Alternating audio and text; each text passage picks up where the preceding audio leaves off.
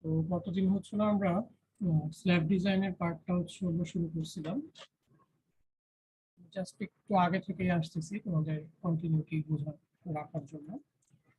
সেটা হলো যে আমাদের একটা স্ল্যাব ডিজাইন করতে বলা হচ্ছিল, যেটার থিকনেস দেওয়া ছিল না। আমরা হলো মিনিমাম একটা থিকনেস ধরে নিয়েছিলাম তার সাপোর্ট কন্ডিশনের উপর ডিপেন্ড করে, এবং দেন হচ্ছিল তার উপর যে ইউডিএল লোডটা আসতেছে টোটাল ডেড লোড এবং লাইভ লোড মিলে সেটা ক্যালকুলেট করে টোটাল কতটুকু লোড আসতেছিল in terms of area load সেটা বের করছিলাম। বের করে আমাদের 12 ইঞ্চির স্ট্রিপ ধরে আমরা অ্যানালাইসিস করতে চাচ্ছিলাম। তো সেই 12 ইঞ্চি স্ট্রিপের জন্য আমাদের মোমেন্ট বের করতে হবে তিন জায়গায়, একটা এক্সটেরিয়র নেগেটিভ, ইন্টেরিয়র নেগেটিভ এবং হচ্ছে পজিটিভ মোমেন্ট। এই তিনটা জায়গায় হচ্ছে না আমাদের মোমেন্ট বের করার কথা ছিল। তো আমরা যেটা করছিলাম যে এসিআই কোডের বা এসিআই এর যে গাইডলাইন আছে সেটার মোমেন্ট কোএফিশিয়েন্ট ইউজ করছিলাম। এখানে কোএফিশিয়েন্ট মাল্টিপ্লাইড হচ্ছিল ডাব্লিউ ইউ এল স্কয়ার। এটা দিয়ে আমরা আসলে মোমেন্ট গুলো বের করছিলাম যে মিড স্প্যানে কত, এক্সটেরিয়র ইন্ডিয়া কত, ইন্টেরিয়র ইন্ডিয়া।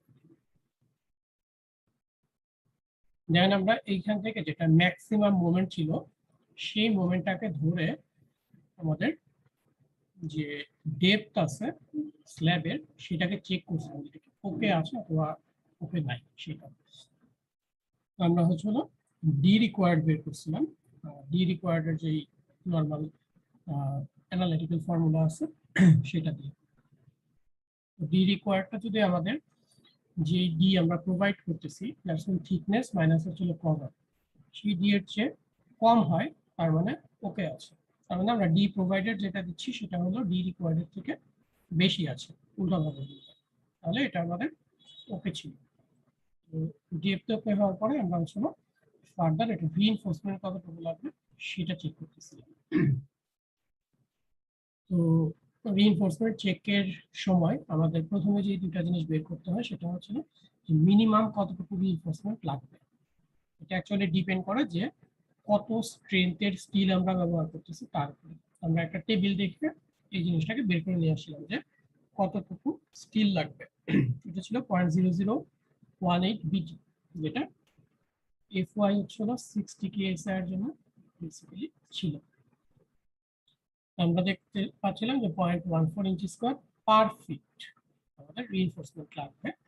আর ম্যাক্সিমাম স্পেসিং হচ্ছিল 30 অথবা হচ্ছিল 18 ইঞ্চ, এর মধ্যে যেটা মিনিমাম। এখানে যদি দুইটাকে ক্যালকুলেট করি তাহলে দেখা যাবে যে 18 ইঞ্চিটাই মিনিমাম আসতেছে। তাহলে আমরা 18 ইঞ্চিটাকে অ্যাডপ্ট করলাম। এই দুইটা ইনফরমেশন আমি বের করে নিয়ে দেন হচ্ছিল আমি বিভিন্ন জায়গায় স্টিলের পরিমাণটা বের করে ফেললাম। তো আমাদের ইন্টেরিয়র ইন্ডে মোমেন্টের ভ্যালু ছিল হচ্ছিল 6.43 ফিট পার ফিট। সেটাকে আমরা হচ্ছে এখানে ট্রায়াল এন্ড এররের মাধ্যমে কতটুকু স্কিল লাগবে সেটা বের করব। প্রশ্ন আসতে পারে যে ট্রায়াল এন্ড এরর কেন লাগবে, কারণ হচ্ছে হলো যখন আমরা এএস বের করি সেখানে কম্প্রেশন জোন, যে স্ল্যাবটা চিন্তা করতেছি, স্ল্যাবে যদি এটা লং সেকশন চিন্তা করি, এখানে কম্প্রেশন হবে, এখানে টেনশন হওয়ার কথা, যেটা বিমে তোমরা পড়ে আসছো। কম্প্রেশন জোনটা কতটুকু সেটা আমরা আসলে জানি না। তো আমরা ইনিশিয়ালি ধরে নিই যে 1 ইঞ্চির একটা কম্প্রেশন জোন যদি থাকে তাহলে কতটুকু স্টিল লাগবে। সেই স্টিলটাকে আমরা যদি ব্যবহার করে কম্প্রেশন জোনটাকে বের করি এ, তাহলে সেটা দেখা যাচ্ছে যে 0.42 ইঞ্চি আসতেছে। আর আমরা ধরছিলাম হচ্ছে 1 ইঞ্চ। সো ফার্দার আমি যদি আবার এ ইকুয়াল টু 0.42 এইটা ব্যবহার করে স্টিল বের করি, দেখা যাবে যে এটার কাছাকাছি আসতেছে। তো যখন এই দুইটা খুব কাছাকাছি চলে আসবে তখন আমাদেরকে ট্রায়ালটা শেষ করতে হবে। তো এই যে রিইনফোর্সমেন্ট, এই রিইনফোর্সমেন্টটা হচ্ছে না আমাদের 0.27 ইঞ্চি স্কয়ার পার ফিট আসতেছে। তো এটা হলো ফ্লেক্সারাল রিইনফোর্সমেন্ট। এটা অবশ্যই মিনিমাম রিইনফোর্সমেন্টের থেকে বড় হতে হবে। আমাদের মিনিমাম রিইনফোর্সমেন্ট ছিল 0.14। এখানে দেখা যাচ্ছে যে আমাদের 0.14 থেকে এটা বড় আছে, তার মানে আমরা এটাই প্রোভাইড করতে পারবো। এই যে রিইনফোর্সমেন্টটা 0.27 ইঞ্চি স্কয়ার পার ফিট, এটা হলো প্রতি 12 ইঞ্চিতে আমরা প্রোভাইড করতে হবে। তো আমরা গতদিন আলোচনা করছিলাম এইভাবে আসলে প্রতি 12 ইঞ্চিতে 0.27 এটা ক্যালকুলেট করে এক্সিকিউট করাটা একটু ঝামেলা। তো আমরা যেটা করি যে এইভাবে না করে একটা নির্দিষ্ট রিইনফোর্সমেন্ট দিয়ে সেটাকে কত ডিস্টেন্সে বসাবো সেটাই আসলে বের করতে হবে। আমরা বলছিলাম যে একটা ঐকিক নিয়ম দিয়ে ইজিলি এটা করা যায়, যেটা লাস্ট দিন আমরা ডিটেইলস আলোচনা করছিলাম। আমরা এখানে চাচ্ছি যে নাম্বার 4 বার ইউজ করার জন্য। তো নাম্বার 4 বার যদি ইউজ করি, নাম্বার 4 বারের এরিয়া ডিভাইডেড হচ্ছে হলো যতটুকু আমার রিকোয়ার্ড প্রতি ফিটে, সেই এরিয়া মাল্টিপ্লাইড হচ্ছে হলো 12টা আসছিল, যেহেতু আমরা প্রতি ফিটের কথা চিন্তা করতেছি সেই ক্ষেত্রে 12 ইঞ্চি দিয়ে মাল্টিপ্লাই করছি। এটা জাস্ট একটা ঐকিক নিয়মের জিনিস, সেটা এখন থেকে মাথায় রাখতে হবে, বারবার আমরা ঐকিক নিয়মে যাবো। তো এখান থেকে দেখতে পাচ্ছিলাম যে আমাদের প্রায় 8.8 ইঞ্চি হলো স্পেসিং লাগতেছে, তার মানে প্রায় 8.8 ইঞ্চি পর পর আমাকে রিইনফোর্সমেন্টটা বসা যেতে হবে। তো বসানোর ক্ষেত্রে আমরা কখনো 8.8 এরকম ভ্যালু আসলে দিই না, কারণ এটা এক্সিকিউট করা ঝামেলা।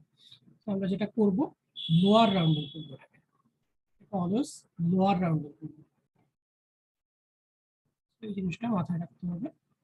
এটা লোয়ার রাউন্ডিং, মানে লোয়ার রাউন্ডিং করে আমরা ধরলাম যে 8.5 ইঞ্চি। এবং কেউ যদি এটাকে 8 ইঞ্চিও ধরো, তো টেকনিক্যালি তোমাকে আমি ভুল বলতে পারবো না, বাট তুমি 8 ইঞ্চি এটাকে ধরতে পারো, কিন্তু তুমি 7 ইঞ্চি বা ওরকম কিছু ধরবে না। এটা আমি জাস্ট 8 ইঞ্চি ধরতে এই কারণে বললাম যে প্র্যাকটিক্যালি যখন কাজ করবা 8.5 ইঞ্চিও তোমার কাছে মনে হবে যে আসলে 8.5 ইঞ্চি পর পর ওয়ার্কাররা আসলে বসাতে পারবে কিনা। এটা যদি তুমি কনফার্ম না হও, তুমি 8 ইঞ্চিও দিতে পারো, যে মেজারেবল, ইজিলি মেজারেবল একটা ডিস্টেন্স, সেইভাবে দেওয়া যায়। তো এই রিইনফোর্সমেন্টটা যেহেতু নেগেটিভ রিইনফোর্সমেন্ট, যেহেতু এই জায়গাতে নেগেটিভ রিইনফোর্সমেন্ট, তো এই জায়গাটা রিইনফোর্সমেন্টটা হবে হচ্ছে না টপে। যেমন আমি যদি আমার স্ল্যাবের কথা চিন্তা করি, এখানে স্ল্যাবের হচ্ছে না টপে রিইনফোর্সমেন্টটা হওয়ার কথা, মানে কন্টিনিউয়াস এক্স টপ। এই যে স্পেসিংটা বের করলাম, স্পেসিংটাকে অবশ্যই আমাদের এস ম্যাক্স এর থেকে ছোট হতে হবে, এটা 18 ইঞ্চি। এটা আমাদের 18 ইঞ্চি থেকে ছোট আছে। এই পর্যন্ত আমরা গতদিন আসলে দেখছিলাম। আজকে এটারই কন্টিনিউশনে জাস্ট এই প্রসিডিউরটাই দেখব।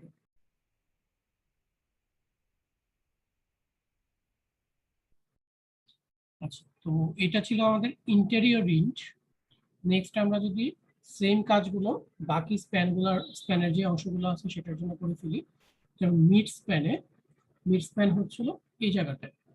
এই জায়গাটায় আমাদের মোমেন্টের ভ্যালু হচ্ছিল 4.14 ফিট পার ফিট। এই মোমেন্টের জন্য আমাকে হচ্ছিল এখন ওই একইভাবে ট্রায়াল দিতে হবে, যে এস ইকুয়াল টু হচ্ছিল এম ইউ ডিভাইডেড 0.9 FY টি মাইনাস 70। এখানে ট্রায়াল দিয়ে আমরা পাচ্ছি 0.18 ইঞ্চি স্কয়ার পার ফিট। এখানে এই ইকুয়ালটা আমরা 1 ইঞ্চ অ্যাসিউম করে নিচ্ছি। ফার্দার এটাকে যদি ব্যবহার করি, তাহলে এর ভ্যালু আসলে হচ্ছে 0.27 ইঞ্চ, এবং 0.27 ইঞ্চ যদি এর ভ্যালু ইউজ করি তাহলে আসতেছে 0.17, খুবই ক্লোজ চলে আসছে। তার মানে আমরা এখানে স্টপ করে দিতে পারি আমাদের ট্রায়ালটা।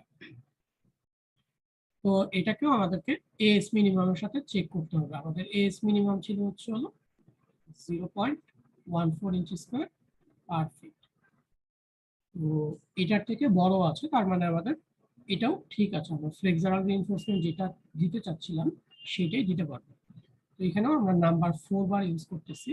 তো নাম্বার 4 বার যদি ইউজ করি তাহলে আমাদের স্পেসিংটা আসে, স্পেসিং ওই একইভাবে নাম্বার 4 এর তোমার হচ্ছে হলো এরিয়া ডিভাইডেড হচ্ছে হলো তোমার যতটুকু রিকোয়ার্ড আছে ফ্লেক্সারাল সেটা একটু 14.1 ইঞ্চি আমরা নেয়ার অ্যাবাউট হচ্ছে 14 ইঞ্চির মতো করলাম। তো এখানের যে রিইনফোর্সমেন্টটা আছে এটা অ্যাকচুয়ালি হবে হচ্ছে বটমে, কারণ এটা পজিটিভ রিইনফোর্সমেন্ট। আমরা যদি এখানে ড্র করতে চাই যে এই জায়গাতে রিইনফোর্সমেন্টটা হবে পজিটিভ রিইনফোর্সমেন্ট, সেটা বটমে হবে। এটাকেও আমাদের এস ম্যাক্স যেটা আছে 18 ইঞ্চি, এটার থেকে ছোট হতে হবে, সেটা ওকে আছে। তার মানে আমরা মাঝখানে বুঝতে পারতেছি যে নাম্বার 4 বার দিতে হবে প্রায় কত 14 ইঞ্চি পর পর, এইভাবে রিইনফোর্সমেন্ট দিতে হবে। আচ্ছা, তো আশা করি এটা বুঝছো। আমি নেক্সটটায় চলে যাই, ওইখানে আরো কিছু জিনিস আসবে, সেটা নিয়ে আলোচনা করবো মেইনলি। এখন আমাদের এক্সটেরিয়র রিং যেটা আছে এই জায়গাতে, এই এক্সটেরিয়র রিংয়ের মোমেন্ট ছিল হচ্ছে হলো খুবই কম, 2.14 ফিট পার ফিট। আগের গুলো যদি ভালো করে খেয়াল করো, আগেরটা ছিল 4.14, এটা ছিল 6.43 ফিট পার ফিট। তো সেই তুলনায় এখানে আসলে মোমেন্টের ভ্যালু অনেক কম, প্রায় অ্যাপ্রক্সিমেটলি ধরো 3/1 এখানে যা ছিল 6, এখানে এসে 2 হয়ে গেছে, বা এখানে ছিল 4, মানে এখানে যে মিডিয়ার হাফ হয়ে গেছে। এখন আমরা যদি একইভাবে ট্রায়াল দেওয়ার চিন্তা করি, তাহলে এস এর ভ্যালু প্রথমে আসতেছে, যদি এই ইকুয়াল টু 1 ইঞ্চ ধরি, 0.1 ইঞ্চি স্কোয়ার, খুবই কম। আগে যেটা ছিল 0.27 বা 0.17, সেটার তুলনায় এখানে অনেক কম আসতেছে। তাহলে আমি ফার্দার ট্রায়াল দিয়ে যেটা দেখলাম, 0.08 ইঞ্চি স্কোয়ার পার ফিট লাগতেছে। এইটাকে আমার অবশ্যই কার থেকে ছোট হইতে হবে, বড় হইতে হবে এস মিনিমাম থেকে। এস মিনিমাম ছিল আমাদের 0.14 inch square per fit.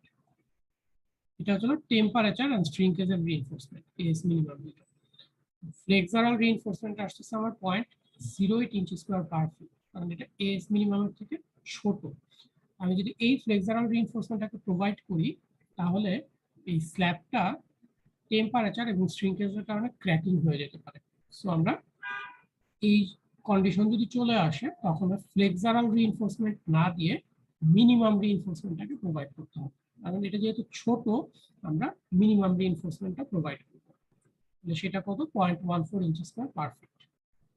0.14 inch square per fit যদি দিতে চাই, তাহলে নাম্বার 4 ইউজ করে, তাহলে 0.2 নাম্বার 4 এর এরিয়া ডিভাইডেড 0.14 মাল্টিপ্লাইড 12, কারণ প্রায় 17.1 ইঞ্চি, আমরা নিয়ার অ্যাবাউট 17 ইঞ্চি করতেছি। এই 17 ইঞ্চিতে এসে আমাদের চেক করতে হবে যে এটা এস ম্যাক্স এর থেকে ছোট কিনা। এটা অনেক সময় দেখবা, যদি মিনিমাম রিইনফোর্সমেন্ট গভর্ন করে, এমনও হতে পারে যে এটা 20 ইঞ্চি আসতে পারে অন্য একটা কেসে। সেক্ষেত্রে এটা কিন্তু এস ম্যাক্স এর থেকে বড় হয়ে যাচ্ছে। এস ম্যাক্স এর থেকে যদি বড় হয়, সেক্ষেত্রে আমাদের এটা হবে হচ্ছিল নট ওকে। তাহলে আমরা কি করব? আমরা যেটা করব যে এই নাম্বার 4 বাড়ি 18 ইঞ্চি পর পর প্রোভাইড করব। যদি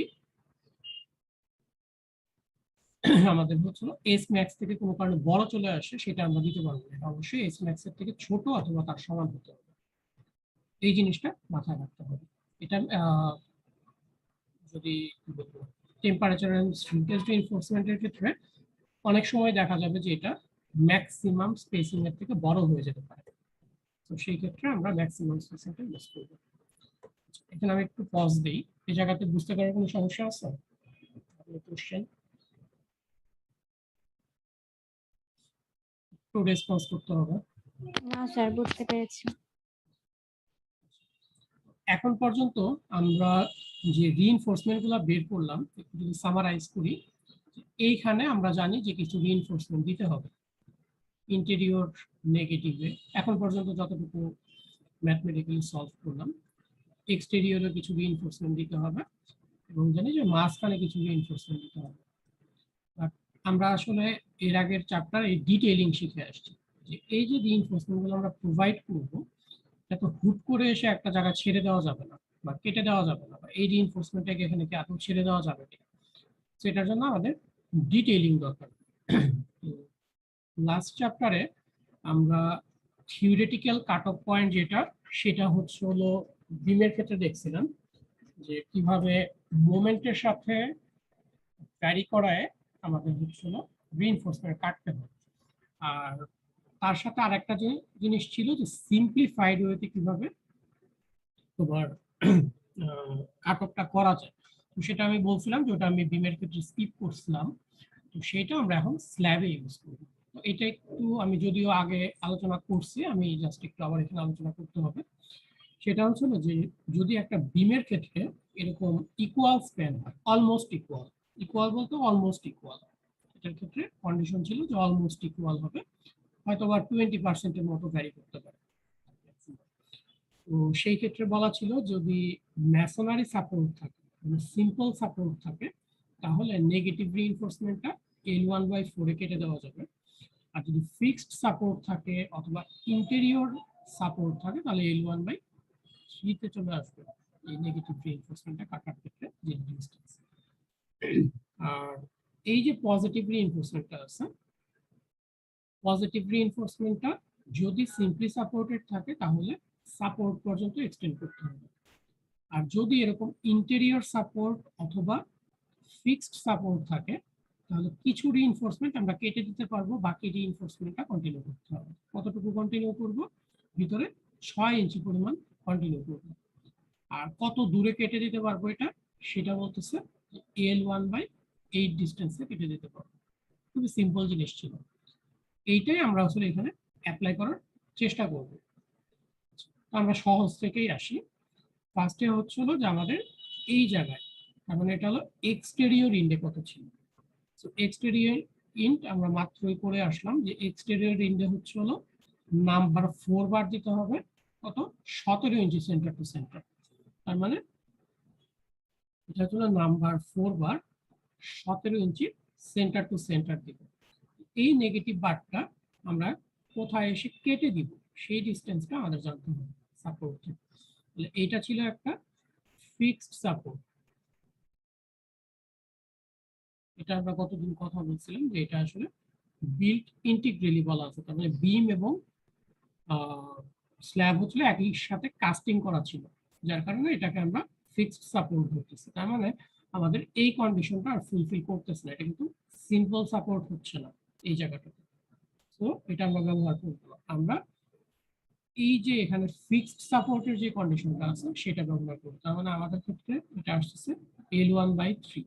তাহলে L1/3 হলে L1 হচ্ছিল আমাদের জন্য 15 ফিট। তাহলে L1/3, তাহলে L1/3 হচ্ছে হলো 15/3। তার মানে 5 ফিট দূরে যে আমি এই রিইনফোর্সমেন্টটাকে কেটে দিতে পারবো।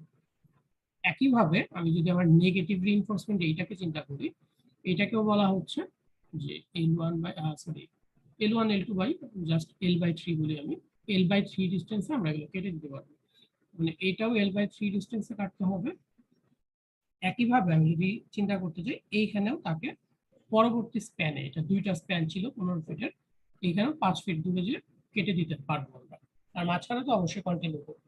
তাহলে এই নেগেটিভ রিইনফোর্সমেন্ট গুলো আমরা এইভাবে চিন্তা করতে পারি। এখন আসি আমাদের পজিটিভ রিইনফোর্সমেন্ট। পজিটিভ রিইনফোর্সমেন্টকে এখানে দেখো যে একটা ইনফরমেশন বলা আছে যে 0 ইঞ্চ। এটার আসলে মিনিংটা হলো যে আমি যদি এখানে প্ল্যানটা একটু আঁকার চেষ্টা করি, ধরো এটা আমার হচ্ছিল স্ল্যাব। তো স্ল্যাবের ভিতরে আমাকে পজিটিভ রিইনফোর্সমেন্ট দিতে হবে। সেই রিইনফোর্সমেন্টের ক্ষেত্রে দেখো কিছু রিইনফোর্সমেন্ট আমি কেটে দিতে পারবো আর বাকি রিইনফোর্সমেন্টটা কন্টিনিউ করতে হবে। তার মানে আমার যদি এইটা হলো আমার ধরো স্ল্যাবের পার্টটা, তাহলে বলা হচ্ছে কিছু রিইনফোর্সমেন্ট স্ল্যাব তোমার সাপোর্ট পর্যন্ত কন্টিনিউ করবে। তার মানে সব রিইনফোর্সমেন্টই আমার আসলে প্রয়োজন হবে এই জায়গাটাতে মাঝখানে, যেহেতু এটা পজিটিভ মোমেন্ট। তো আমি কিছু রিইনফোর্সমেন্টকে বলা হচ্ছে যে সাপোর্ট পর্যন্ত কন্টিনিউ করতে হবে। ঠিক আছে, করে দিলাম, সাপোর্ট পর্যন্ত কন্টিনিউ করে দিলাম।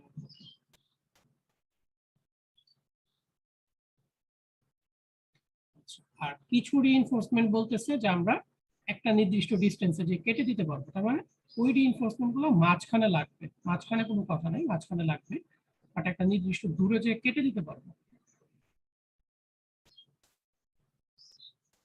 এখানে যে কেটে দিতে পারতেছি এবং এখানে যখন কাটবো, কাটার ক্ষেত্রে বলতেছে যেটা সাপোর্টের ফেস থেকে L1/8 ডিস্টেন্সে কাটতে পারবো। মানে সাপোর্টের ফেস থেকে আমি যদি চিন্তা করি তাহলে L/8 ডিস্টেন্সে কেটে দিতে পারবো। এখন এই যে রিইনফোর্সমেন্ট গুলা, এটাকে যদি আমি সেকশন হিসাবে এদিক থেকে দেখি তাহলে আসলে কিভাবে দেখবো? সবই বটম রিইনফোর্সমেন্ট। মানে আমি যদি দেখি এই জায়গায় একটা রিইনফোর্সমেন্ট দেখবো পাশাপাশি আমার আরেকটা রিইনফোর্সমেন্ট আমি দেখবো, যেটা ব্লু কালার দিয়ে এখানে আঁকা আছে, একই জায়গাতেই আছে, আসলে একই জায়গাতেই আছে, বাট আমি হচ্ছে না যেই জায়গাটাতে কাটবো সেই জায়গাতে একটা রিইনফোর্সমেন্ট দেখতে পারবো, আবার এইখানে কাটলে আরেকটা রিইনফোর্সমেন্ট দেখতে পারবো। এটা কাটার উপরে ডিপেন্ড করতেছে। এই দুইটা রিইনফোর্সমেন্ট যেহেতু একই লেয়ারের মধ্যে আছে, জেনারেল প্র্যাকটিস হচ্ছিল এই রিইনফোর্সমেন্টটাকে একটু উপরে আঁকা, উপরে একে বলে দেওয়া যে এটা হচ্ছিল 0 ইঞ্চ। তার মানে এটা বোঝাচ্ছে এই 0 ইঞ্চ দিয়ে যে এই রিইনফোর্সমেন্ট আর এই রিইনফোর্সমেন্ট আসলে একই লেয়ারে আছে, বোঝার সুবিধার্থে উপরে নিচে আঁকা হচ্ছে। ঠিক আছে, এই জিনিসটা এখানে হচ্ছিল 0 ইঞ্চ বলা আছে। তার মানে আমি যদি এখন আমার কেসে আসি, আমার কেসে আমার এখানে স্পেসিংটা দেখে আসো, মিড স্প্যানে লাগবে হচ্ছিল number 4 @ 14 inch centre to centre. ওকে, ডান। তাহলে এইখানে দুই ধরনের রিইনফোর্সমেন্ট আছে, একটা আমি একটু নিচে আঁকলাম, একটা একটু উপরে আঁকলাম। এই দুইটা রিইনফোর্সমেন্ট আবার বলে দিছি যে এটা 0 ইঞ্চ দূরে আছে, তার মানে একই লেয়ারে আসলে আছে। এবং এই যে উপরের রিইনফোর্সমেন্টটা, এইটাকে বলা হচ্ছে যে আমি এইখান থেকে একটা নির্দিষ্ট ডিস্টেন্স পর্যন্ত দূরে কাটতে পারবো, কত সেটা বলা হচ্ছে হলো L/8। তাহলে L/8 হইলে এটা 15/8, তার মানে অ্যাপ্রক্সিমেটলি 2 ফিট। 2 ফিটের চেয়ে একটু কম আসে, আমরা জাস্ট আপার রাউন্ডিং করে এখানে সরাসরি 2 ফিট বলে দিলাম। তাহলে এইদিকে 2 ফিট দূরে কাটবো, এইদিকে হচ্ছিল 2 ফিট দূরে কেটে ফেলবো। আর বাকি যে রিইনফোর্সমেন্টটা আছে সেই রিইনফোর্সমেন্টটাকে সাপোর্টের ভিতরে 6 ইঞ্চি পর্যন্ত এক্সটেন্ড করতে হবে। তাহলে আমার রিইনফোর্সমেন্টটা কিভাবে আমি বসাবো সেটা খুব ক্লিয়ারলি আইডিয়াটা পাওয়া যাবে। এখন এইখানে দেখো যে স্পেসিং এর ক্ষেত্রে আমার ছিল হলো number 4 @ 14 inch centre to centre, but আমি যখন লিখছি এটাকে লিখছি 28 ইঞ্চ সেন্টার টু সেন্টার। এটার কারণ কি, খুবই ইজি। আমাকে বলা হচ্ছিল যে মিড স্প্যানে 14 ইঞ্চি পরে পরে আমাকে রিইনফোর্সমেন্ট গুলো বসাইতে হবে। তার মানে এটা 14 ইঞ্চি, এটা 14 ইঞ্চি, এটা 14 ইঞ্চি, সবই 14 ইঞ্চি পর পর। বাট দেখানোর সময় আমি যেটা করছি, আমি এই রিইনফোর্সমেন্টটা আর এই রিইনফোর্সমেন্ট এইটাকে ফোকাস করছি, অথবা হচ্ছে উপরেরটাকে ফোকাস করছি। তাদের মধ্যে আসলে ডিস্টেন্স এখন কত হয়ে গেছে সেটা দেখতে হবে। তাহলে এটা হচ্ছে হলো 28 ইঞ্চি, তাহলে পরেরটা 28 ইঞ্চি হবে। আর তুমি যদি এইখানে যে ব্ল্যাক কালার আছে এটাও যদি চিন্তা করো, এটা হয়তো 28 ইঞ্চি হয়ে যাবে। সেই কারণে দেখানোর সময় আমি হচ্ছে এইভাবে দেখাচ্ছি যে number 4 @ 28 inch centre to centre. তো এই হচ্ছে আমাদের পজিটিভ রিইনফোর্সমেন্টের ডিটেইলিং। এখন বলো, তোমাদের কারো কি বুঝতে কোনো সমস্যা আছে? কোনো কনফিউশন থাকলে বলো, কনফিউশন থাকতেই পারে, থাকলে বলো। কোনো রেসপন্স দরকার তোমাদের, ইয়েস নো কিছু একটা বলো।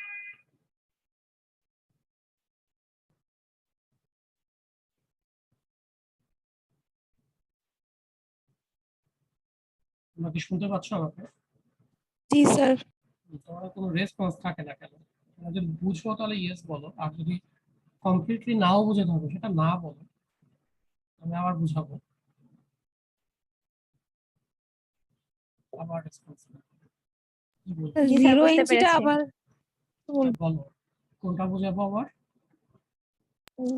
0 ইঞ্চিটা 0 ইঞ্চি। এইটা বুঝতে পারছো আমি কি বলছি? এই জায়গাটা যে রিইনফোর্সমেন্ট গুলো যে বসাবো, যখন স্ল্যাবে তুমি রিইনফোর্সমেন্ট বসাবা, তোমাকে এখানে সাজেস্ট করা হচ্ছে যে কিছু রিইনফোর্সমেন্ট তুমি সাপোর্ট পর্যন্ত নিয়ে যাবা, কিছু রিইনফোর্সমেন্ট কেটে দিতে পারবে।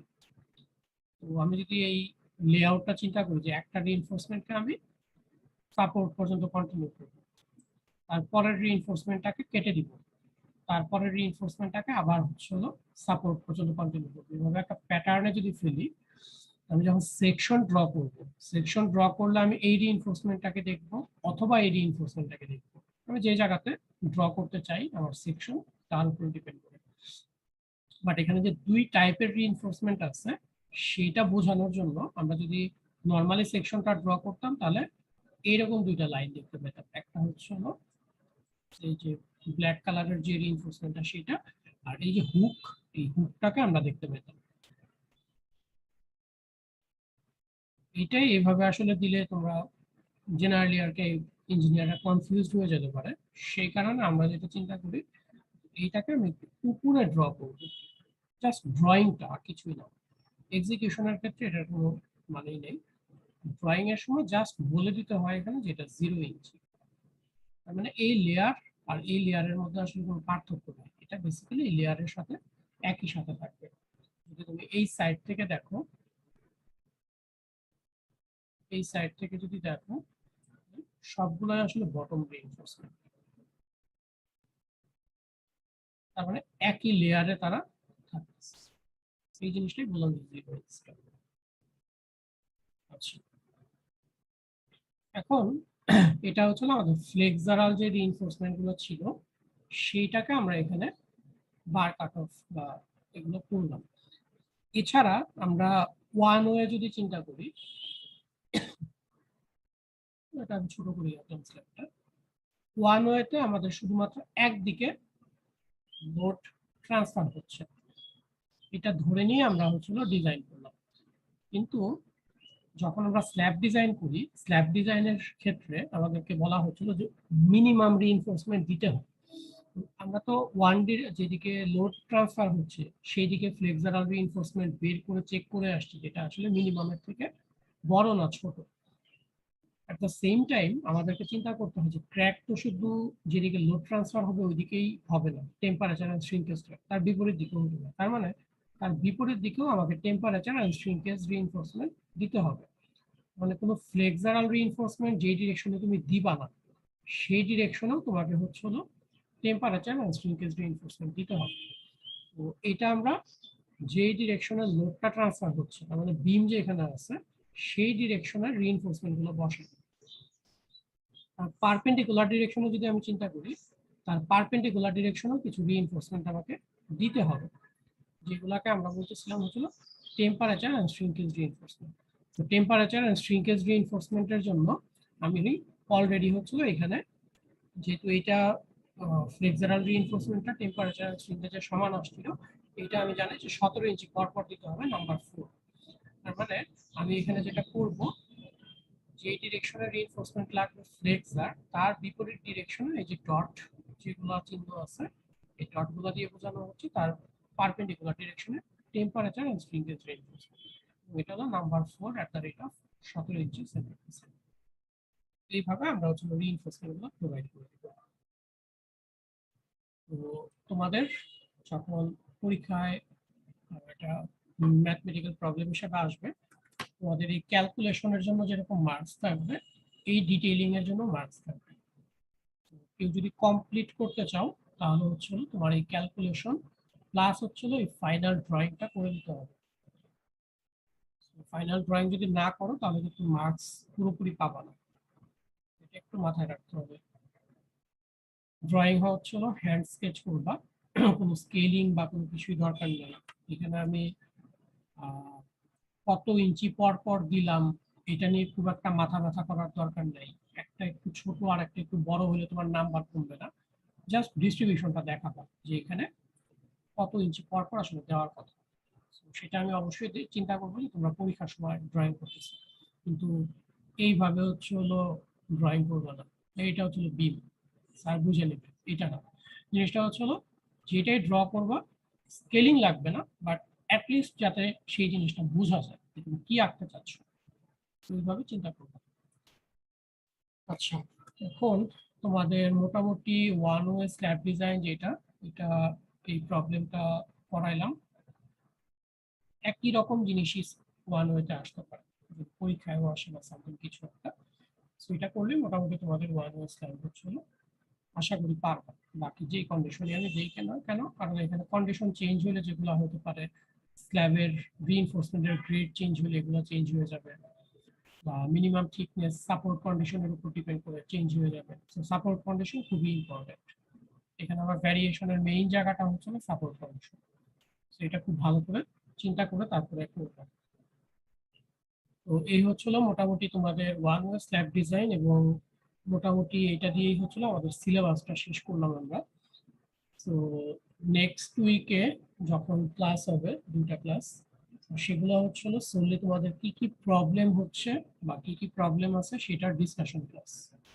তোমরা নিজেরা পড়ে আসবা, পড়ে আমার সাথে ডিসকাস করবো যে কোন কোন জায়গায় সমস্যা আছে, কি কি প্রবলেম ফেস করতেছে। ঠিক আছে, তো আজকে ক্লাস মোটামুটি এই পর্যন্তই। আমি রেকর্ডটা অফ করে দিই।